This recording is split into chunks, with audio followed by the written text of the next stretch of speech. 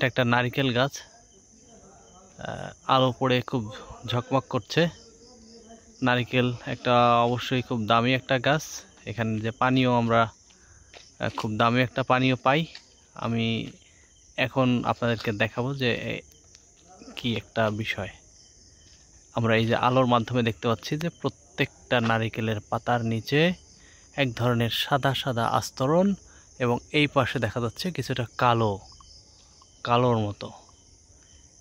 এটাই হচ্ছে রুগোস স্পাইরালিং white fly বা নারিকেলের সাদা মাছি, যেটি নারিকেলের পাতার নিচে অবস্থান করে এবং নারিকেলের যে পাতার যে রসগুলো, সেই রসগুলো চুষে চুষে খায় এবং সেকেন্ডারি ইনফেকশন হিসাবে সেখানে এক ধরনের মধু জাতীয় পদার্থ নিঃসরণ করে, যার উপরে আবার কালো এক ধরনের মোল্ড বা ছত্রাক এসে সেখানে এই ক্লোরোফিলের যে অংশটা সেটাকেও ঢেকে দেয়, যার ফলে একটা গাছ তার সালোক সংশ্লেষণ প্রক্রিয়ার মাধ্যমে যে খাবার উৎপাদন করে, খাবার উৎপাদন করার পুরো প্রক্রিয়াটা একদিকে যেমন কমে যায়, ঠিক একইভাবে তার যে রসের পরিমাণ সেটাও কমে যায় এবং পরবর্তীতে গাছের যে ফল ধারণ ক্ষমতা, কন্টেন্ট, ওয়াটার কন্টেন্ট যেটা বলা হয়, সব কিছুই কিন্তু আস্তে আস্তে কমে যায় এবং বেলা শেষে গাছটি মারা যায়।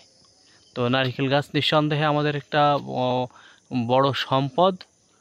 এই সম্পদকে আমাদের রক্ষা করার জন্য, এটাকে নিয়ন্ত্রণ করার জন্য কিন্তু তেমন কোনো পদ্ধতির অবলম্বনের প্রয়োজন পড়ে না। শুধুমাত্র হাই স্পিড যে গান, তার ভিতরে কিছু ডিটারজেন্ট পাউডার মিশিয়ে যদি আমরা স্প্রে করে দিই এবং কয়েকবার যদি স্প্রে করে দিই, তাহলেই কিন্তু এই পোকাগুলো ডিস্টার্ব ফিল করবে এবং একসময় আপনার গাছ থেকে দূরে সরে যাবে বা মারা যাবে।